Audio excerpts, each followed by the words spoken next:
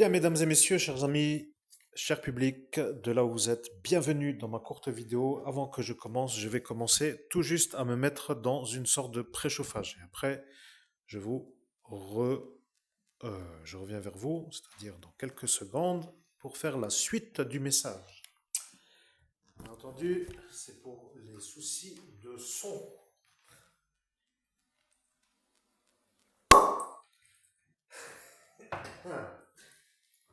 Bien, ceci étant cela, je suis sûr que parfois il faut une petite dose.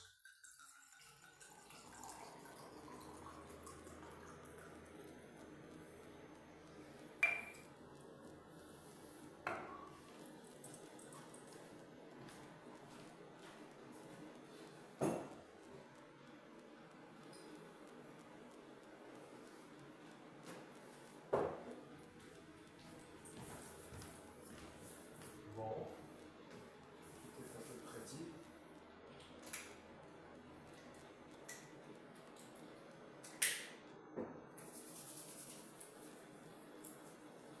So, ceci, cela. Bien, donc tout étant dit, étant donné que j'ai fait le pré-explicatif, chers amis, je reviens donc à cet instant vers vous, chers auditeurs, pour nous mettre dans l'ambiance de ce qui s'appelle notre canalisation directe, c'est-à-dire la vidéo que je vais faire avec vous en cet instant. Donc, mettons-nous déjà dans une position un peu à l'aise pour dire, dans une sorte de posture un peu, ah oui, pour être détendu au moins un minimum. Bien, position de travail. Oui, je sais, certains travaillent avec une autre position, mais moi, je travaille dans une certaine manière. Donc, de toute façon, ce que je vais dire est assez simple à comprendre. Je me suis fait une petite dose de vin, parce qu'au final, j'ai besoin de me lever tôt le jour suivant.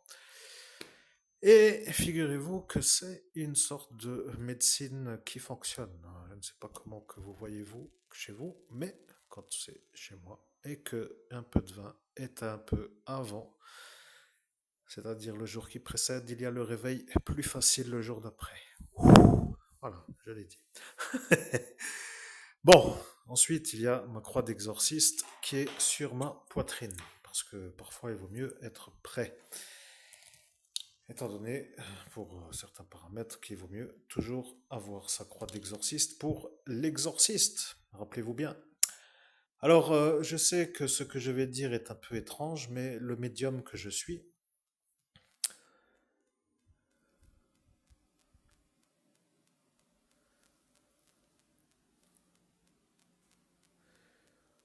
bien, vous comprenez, il y a des médiums qui sont médiums dans la fiction de l'esprit. Il y en a qui s'inventent des super pouvoirs pour se la raconter devant X, ou plutôt alors, dans l'histoire, les femelles sont X ou Y, je ne sais plus maintenant. Toujours est-il que cette histoire est un peu pour dire que les hommes qui se sentent... Bien, il n'y a rien à dire, certains se la racontent tout simplement, ils se trouvent des scénarios, et ils se disent être médiums, et ils racontent des histoires, et n'en finissent plus, et ils endorment tout le monde, et après tout le monde se dit, mais punaise, c'est quoi ce médium, et d'où qu'il sort, etc. Et ça fout une image de marque un peu pas trop bonne pour les vrais médiums. Mais comme je suis le vrai médium, je vais quand même essayer de vous intéresser avec une sorte de conversation qui en cet instant pourrait vous intéresser. Voilà, le petit problème technique éventuellement à régler parce que l'image est plus belle comme cela. Oui, nous avons ici l'homme humain dans sa posture de veille spirituelle avec l'alignement des chakras qui sont les fondations de son être spirituel incarné.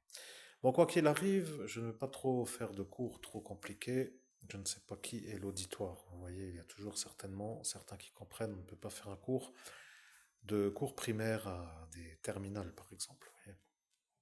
Certains vont se dire, mais il se moque de moi, celui-là, à venir à me faire son cours de maternelle, ou si c'est à l'envers, personne ne comprendra. Donc, Ce n'est pas l'objectif de faire le cours. Mais je vais vous révéler une chose. Comment devient-on médium? Et ça est une question, vous voyez. Comment devient-on médium?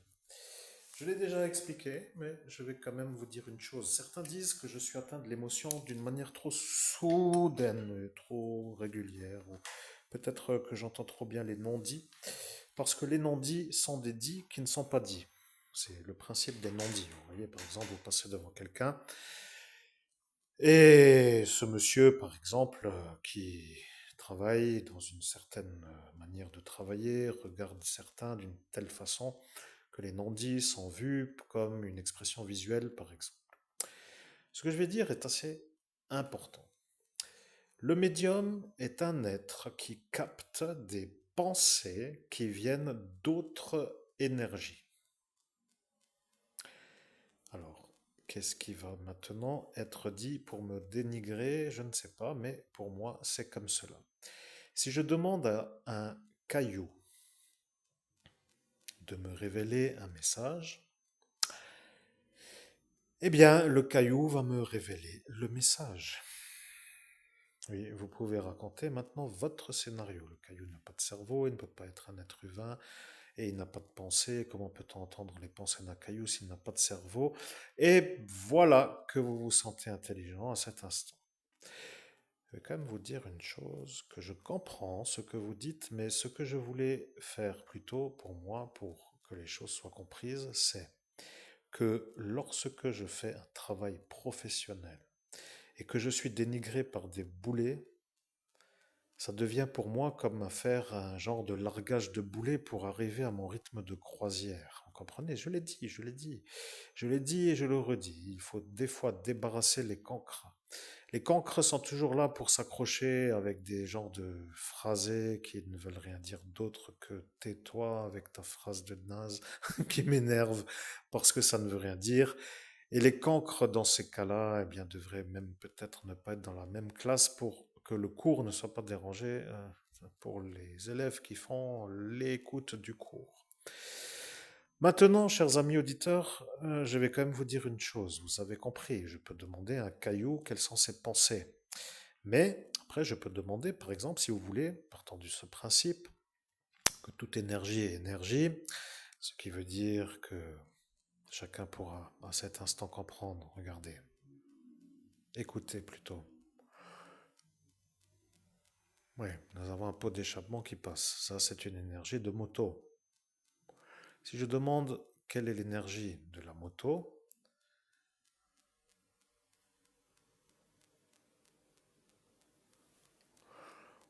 ouais, je suis là, une moto là pour faire du son. Bon, quoi qu'il arrive, cet homme est donc content de faire du son. C'est bien, hein, c'est tout à fait son rythme dans cet instant. Je ne sais pas qu'est-ce qui peut être plus jouissif, mais comme lui il veut ça, donc il fait du son. Ce que je veux dire, c'est que arrive l'instant où moi, je ne fais pas de son, mais j'entends.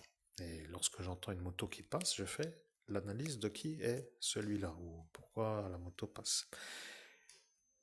Eh bien, vous comprenez, chaque être a une énergie. Tous ceux qui sont connectés à cette dimension terrestre sont dans une énergie. Il y a le caillou, il y a tout, même les êtres vivants. Il y a tout, même les êtres vivants, je disais, tout. Maintenant, je vais faire simple. Les gens disent parfois, peut-être dans les non-dits, qu'ils ressentent peut-être que je suis atteint d'une certaine forme d'émotion avec les animaux. Eh bien, je vais vous dire très honnêtement, parfois, lorsque l'on ne voit dans les êtres humains rien d'humain, et que l'on voit dans les animaux quelque chose qui se trouve être plus humain que dans les humains qui, eux, devraient être humains, et que ces animaux qui sont des êtres qui ne sont donc pas des humains au sens de l'espèce, se trouvent être plus humains que des humains. Je ne sais pas comment mieux vous expliquer qu'après on peut commencer à se demander quelle est la valeur de l'animal dans la société ou dans l'imbrication de l'émotion entre l'individu et l'animal. Oui, je sais, c'est un sujet un peu philosophique, mais il faut quand même comprendre une chose. Si j'entends la moto me dire qui elle est, si j'entends la pierre ou le caillou me dire qui il est, si maintenant j'entends les animaux qui ont une certaine manière d'exister, me parler par la pensée comme les télépathes pourraient en dire, car les cours sont déjà donnés, les cours sont déjà écrits, les cours de télépathie même se vendent pour ceux qui voudraient. Alors, à quoi ça sert de vous convaincre puisque la clientèle existe? Vous avez répondu à un besoin en proposant des livres à étudier pour ceux qui veulent être au courant de comment fonctionne la télépathie. Je ne vais pas remettre vos écrits en question. Ceux qui comprennent pourront se dire, mais que raconte-t-il à ces animaux, celui-ci? Comment fait-il pour se connecter? Et comment fait-il pour leur parler? Et comment entendent-ils? Et pourquoi lui et pas nous? Eh bien, ça, c'est une sorte de question. Je dis bien, c'est une sorte de question. Eh bien, peut-être que vous ne faites pas les efforts pour pouvoir y arriver. Après tout, c'est déjà la première des choses qu'il faudrait se dire. Est-ce que vous avez fait un travail pour pouvoir y arriver? Réponse. Je vous laisse répondre. Et après, vous aurez certainement la réponse. Bien, donc ce que je vais dire, c'est que lorsque je connecte un animal, je communique avec lui d'une manière par la télépathie. Ce qui est assez fascinant dans le sens où certains animaux sont quand même des grands bavards. Alors, il y en a qui ne sont pas du tout bavards, il y en a qui ne veulent peut-être pas, et il y en a qui se disent être non trop à la volonté de vouloir trop raconter. Mais il y en a qui sont vraiment des très très très très très bons dans la télépathie, donc dans l'échange que l'on peut avoir entre un homme et un animal. Vous comprenez, il y en a qui se racontent tout un scénario, ils se disent celui-là est fou. Vous voyez bien, le chien fait waf, le chat fait miaou, je ne sais comment dire, toutes les autres espèces que vous pouvez vous imaginer, pour ne pas dire que vous prendriez n'importe quelle espèce de cette planète et vous feriez son rapprochement avec la comparaison que je fais, et vous direz l'éléphant fait son cri, je ne sais pas comment qu'il s'appelle ce cri, mais si j'ouvre un GPT ou si j'ouvre un Larousse ou si j'ouvre un genre de conversation Google, je mettrai, comment appelle-t-on, le bruit de l'éléphant qui fait du son par sa trompe. Je ne sais pas comment vous diriez, mais voyez, bon, peut-être la même question sans réponse après tout. Ce qui m'intéresse à cet instant, c'est d'arriver dans une sorte de rythme de ce qui s'appelle la possibilité de vérifier par moi-même. J'avais fait des photos magnifiques du zoo et je ne sais pas où sont mes photos, elles sont parties sûrement à la poubelle. Il y avait toute une sorte de fraternité animalière du zoo d'Amnéville, les girafes, les éléphants justement, je crois. Enfin, toute une sorte de clientèle animalière que personne ne voudrait peut-être que je communique ou que je capte ou que je canalise, mais sachez quand même que il suffit de demander pour que je puisse arriver à une réponse et après il y a un dialogue qui s'installe. Et c'est pour ça que les animaux ne sont plus des simples animaux. Il y en a qui se disent, je vois que le zoo était bien, nous avons vu des animaux, il y en avait de toute origine, de tout continent. Et voilà que la journée est passée, et que nous avons appris qu'il y a tout ça qui existe bien. Le problème avec les animaux, pour ceux qui comprennent, c'est que eux, qui voudraient peut-être parler avec vous, humains, ne peuvent pas avec tous les humains. Et moi, qui suis médium et médium animalier, je peux vous dire que certains animaux ont une sorte de manière de se comporter ou de vouloir communiquer qui commence à être vue comme Enfin un qui peut nous entendre. Vous voyez, ils doivent se passer le mot dans le monde autre. Je ne sais pas comment vous dire la chose d'une meilleure façon, mais ils doivent se dire qu'avec moi, la communication fonctionne. Et bien sûr, ce n'est pas dévalorisant, au contraire, mais certains ont voulu me faire passer pour un genre de qui n'arrive à rien faire d'autre que parler avec les animaux et que ceci, ce détail est un peu, comme pour dire, un sous-médium ou un médium d'une faible performance, mais je ne vois même pas pourquoi je devrais commencer à discuter de ce sujet. Ce que je veux dire, c'est que les médiums qui canalisent ne sont pas les mêmes que les médiums qui connectent, pour dire sans canaliser. Je répète pour que les gens comprennent. Un médium qui canalise est un médium qui connecte son propre être à une énergie qui, après avoir été connectée, va exprimer ce qu'elle a à dire par le médium. Ce qui veut dire, en l'occurrence, la voix, pour être compris, comme les messages qui sont diffusés lorsque je fais une canalisation directe. Les médiums autres qui peuvent aussi peut-être faire des bons captages médiumniques, je ne sais pas comment qu'ils sont, où ils sont d'ailleurs, mais peuvent aussi peut-être arriver à faire de la captation. Captation voulant dire qu'ils se connectent peut-être et arrivent à cet instant, ils utilisent des méthodes pour avoir des messages. Je ne sais pas, à mon niveau, ça n'est pas encore vraiment une sorte de chose que je vois comme une facilité. Je préfère canaliser plutôt que de capter. Mais, donc, si je ne fais rien, dans le sens de la parole, c'est que j'entends, et quand j'entends, eh bien, je reformule et je retransmets les messages que j'entends, et donc c'est un peu quand même de la captation. Prenons un exemple simple. Je vois un animal de compagnie qui est avec son maître et je le croise et, aussi étrange que ça puisse paraître, je demande à l'animal si tout va bien. Je le sais qu'il m'entend parce qu'il sait que c'est moi qui lui transmets une pensée. Et lorsque il m'entend, il donne une réponse. Et je l'entends. Et après, je sais que ça va. Vous voyez, c'est un peu basique, mais quand même, c'est quand même utile. Parce que les animaux n'étant pas autrement que des êtres vivants, avec une certaine manière de côtoyer les humains pour être dans leur proximité familiale parfois, devenant un membre de la famille par rapport à ce qui s'appelle l'interéchange, eh bien, on ne peut pas dire que ce sont vraiment comme les animaux pour nous nourrir, qui sont plutôt destinés aux abattoirs et de faire après ce qui s'appelle la nourriture. Vous comprenez, ce n'est pas le même type d'animaux.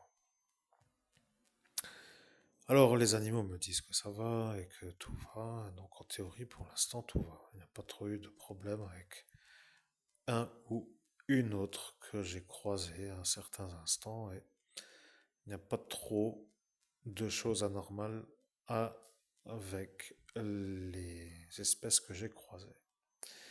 Maintenant, je vais vous dire que lorsque l'on commence à se rendre compte que les animaux échangent d'une bonne façon par télépathie et que les êtres humains en comparaison sont toujours à dire la même phrase qui symbolise leur façon de se définir. Vous voyez, par exemple, certains vont toujours dire je suis grand, je suis grand, je suis grand, je suis grand, je suis grand. Et ils n'arrêtent pas de dire cette même phrase. Le mot, qui pourrait être celui qui remplace le mot grand, s'appelle FOU. Certains humains n'arrêtent pas de dire cette phrase. Et ils n'arrêtent pas de raconter toujours la même phrase. Ce sont des gens qui sont devenus ça. Mais les animaux, eux n'étant pas autrement que des animaux, entendent les humains qui ne sont pas FOU. Et moi, comme le médium est un peu moi, alors quand je leur transmets des pensées, ils me répondent. Les humains que je croise ne peuvent pas me dire autrement que la phrase que vous venez d'entendre, avec le mot je suis et les trois lettres.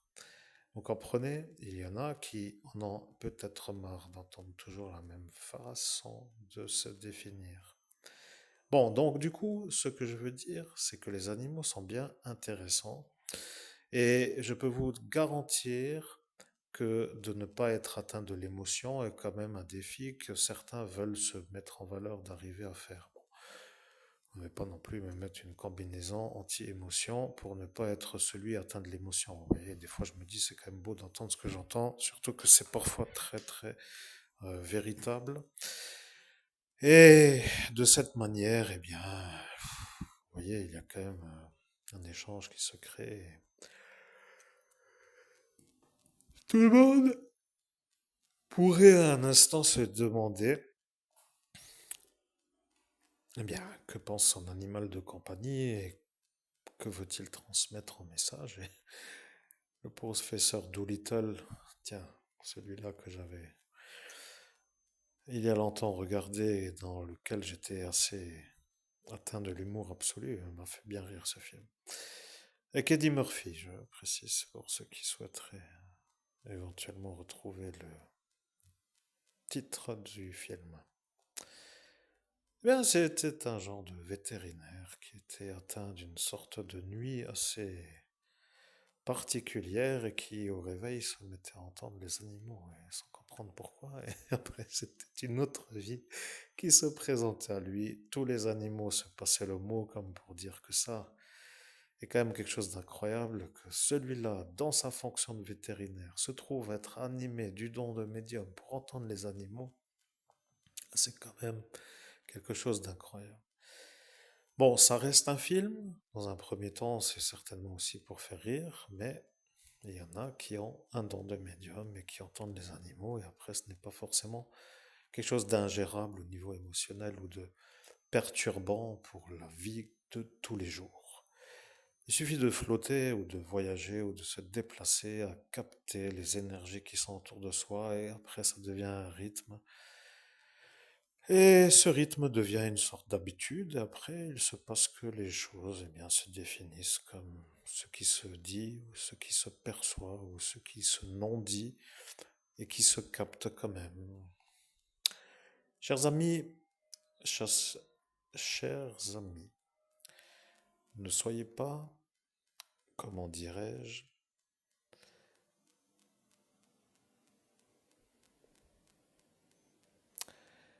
bien, s'il n'y a rien d'autre à dire, c'est qu'il n'y a rien d'autre à dire. C'est tout, il n'y a rien d'autre à raconter pour cette première vidéo, chers auditeurs. Je vous laisse et je pense que vous avez compris que pour être médium, il faut se donner les moyens d'y arriver par des méthodes de travail pour ceux qui ont des efforts à faire, que les livres existent, que les cours sont enseignables et enseignés et à suivre, et après de se positionner comme pour dire que peut-être chacun peut y arriver selon la manière où il se donne les moyens d'y arriver. Alors, bien entendu, il y en a qui ont des dons qui tombent du ciel, et ça, c'est un peu différent, mais c'est quand même le même principe, parce qu'avant d'arriver à ça, souvent, il y a un travail préalable. Je dis bien souvent, et c'est comme ça là aussi peut-être qu'après, certains ne déjonctent pas à la manière où ils entendent des choses qu'ils n'avaient pas prévu d'entendre comme ça, par le coup du destin qui arrive à leur faire comprendre des choses qu'ils n'étaient pas à comprendre avant. C'est un peu comme cela que doit se faire l'explication pour savoir pourquoi un médium animalier est toujours à la connexion de certains animaux et qu'il peut avoir des messages et qu'il peut se permettre d'échanger. C'est comme cela que parfois il y a des liens qui se créent et des animaux qui sont accrochés ou accros à leur maître ou qui sont vraiment faits pour eux.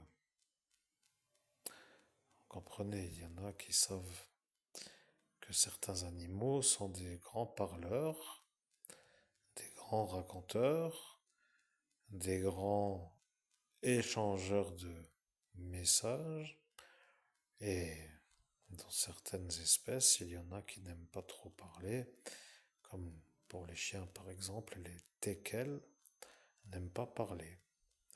espèce de chien qui dit toujours qu'ils n'aiment pas parler, ou qu'ils ne veulent pas parler. C'est étrange à dire, mais quand on connecte un teckel, le teckel dit toujours je ne veux pas parler. Après tout, c'est un peu comme pour dire pourquoi tu me déranges à venir me parler, je ne veux pas. Boum. Et puis voilà, point. Vous voyez, si vous êtes un peu fan de connexion animalière, alors le teckel n'est pas pour vous. Après, bien entendu, il y a d'autres espèces qui sont assez communicantes. Et dans toutes les espèces, il y en a des qui aiment beaucoup parler, d'autres qui n'aiment pas trop. Mais c'est agréable. Et je peux vous dire qu'il me manque encore juste une sorte de vision pour voir en plus de l'audition la vie de l'autre côté pour être comblé. Bon, ceci étant cela, sachez quand même que les messages ne sont pas non plus trop, pour les êtres humains, toujours intéressants. Souvent, c'est assez basique. Ils se disent des choses qui semblent être de leur rythme de la nature. Oui, la reproduction, le nourrissage, le promenage, les choses de la vie. Vous voyez, il n'y a rien de trop exaltant dans le sens de la variété des conversations. Certains comprennent déjà bientôt, c'est-à-dire très tôt dans leur âge, que le don de médium est un don qui se développe avec le temps, oui, mais qui aussi est là pour aider. Je me disais aujourd'hui, j'aimerais bien avoir des hiboux. Ou, ça veut dire des chouettes. Des, j'ai dit, parce que je commence tout de suite avec deux, mais un déjà pourrait déjà être sympathique. Un genre d'oiseau qui me paraît être à étudier. Un genre de présence qui est avec une sorte de tempérament comportemental intrigant. Bon, je ne sais pas si vous avez déjà vu un hibou de près. Je ne sais pas si vous avez déjà eu dans votre bras ou sur votre épaule ou sur votre... Oui, je ne sais pas si vous avez déjà vu un hibou de près. Moi, je sais que des fois j'en ai vu voler, pas trop sur moi, mais ce que je veux dire, c'est avec soi. Alors, chers amis auditeurs, j'espère que vous avez compris, les animaux sont des grands communicants. La télépathie animalière est une sorte de domaine qui peut avoir une certaine noblesse dans la manière de communiquer entre les espèces animalières et permet parfois de savoir des choses que personne ne pourrait vous dire. Dire que votre lapin vous parle comme si c'était une femme est un peu étrange. Si vous dites ça à quelqu'un, il va vous demander si ça va. Vous voyez, il va vous sembler d'un seul coup méfiant envers vous et il va se demander qu'est-ce qu'il a celui-là à devenir un peu bizarre. Mais je comprends. C'est une sorte d'attitude qui est dans cette situation adaptée, puisque l'inconnu fait qu'il y a des automatismes qui se mettent en route. Voilà le véritable intérêt des animaux aussi, il faut leur parler. Et les connecter. Il faut les connecter et il faut leur parler. Tous les animaux parlent. Après, il y a des objets qui parlent aussi. Des objets qui sont soit sur photographie, soit des objets, soit des lieux, soit des... Oui, de tout. Et tout est à connecter. Vous comprenez?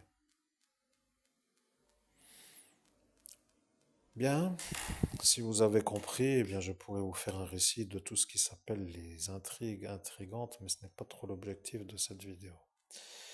La vidéo courte que j'ai juste voulu vous faire à cet instant est pour tout simplement vous faire comprendre que la télépathie animalière amène un niveau de connexion, une sorte de conversation faite par la pensée entre un animal, entre un objet, entre un être humain, entre, par exemple, des arbres ou des planètes, ou enfin tout ce qui peut être connecté, peut être une sorte de manière de faire des conversations. Certaines espèces animalières sont plus dans un rythme élevé d'échange vocal, ou plutôt d'échange télépathique.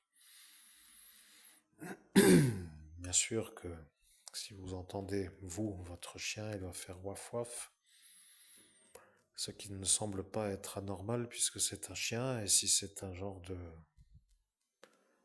tigre, il va faire un rugissement. Vous comprenez, dans son langage animalier, il fait du bruit avec ce qu'il peut,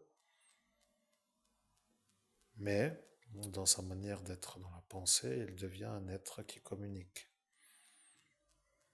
C'est comme cela qu'il vous comprend, qu'il sait aussi que je suis moi. Certains devraient être intrigués de ce que je révèle et ils devraient se demander, mais qu'est-ce que je pourrais faire si j'entendais mon animal me parler? Qu'est-ce qui va arriver si j'entends ce qu'il pense? Comment faire pour que la communication soit entre lui et moi d'une manière sans être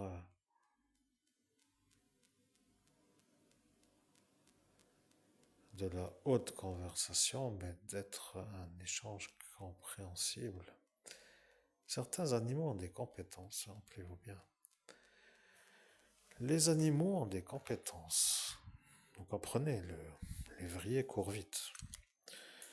L'hippopotame est un animal qui enlève l'être humain de son espace. Vous comprenez, il y en a qui quand même ont des compétences. Vous voyez, certains animaux respirent longtemps sous l'eau. Certains peuvent atteindre des profondeurs ou des hauteurs un peu en dehors de ce que l'homme peut.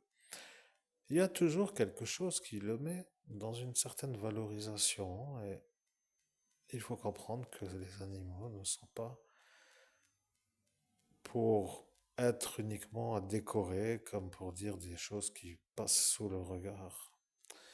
Lorsque l'on comprend qu'il y a une communication animalière avec un esprit animalier, eh bien, il y a ce qui s'appelle une nouvelle existence qui s'ouvre à vous.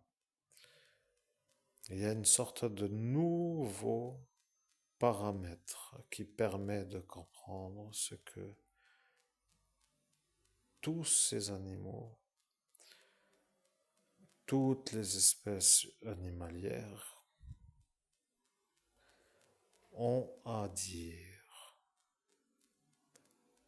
C'est vrai, personne ne pourra trop le dire, mais pour être clair, après, pour entendre d'autres choses que la phrase toute faite, ou pour être dans un autre circuit, il vaut mieux arriver à faire de la télépathie animalière, une sorte de vouloir aider l'animal, vouloir être comme un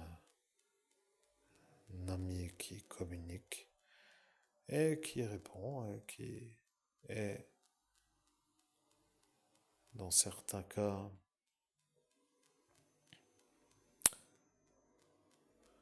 à vous voir, vous le médium, comme une énergie voulue. Certains n'aiment pas peut-être trop parler, alors ils s'en iraient, mais certains animaux voient les médiums comme des êtres à avoir pour transmettre des messages, puisque certains médiums, euh, ou selon que certains se disent être médiums, pourraient être faux ou peut-être pas comme il faudrait.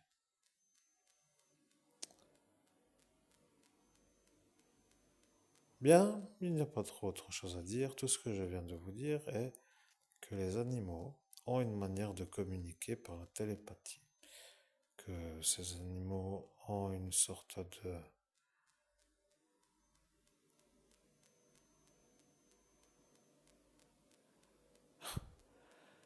Oui, il y a des chevaux qui pourraient aussi être intéressants.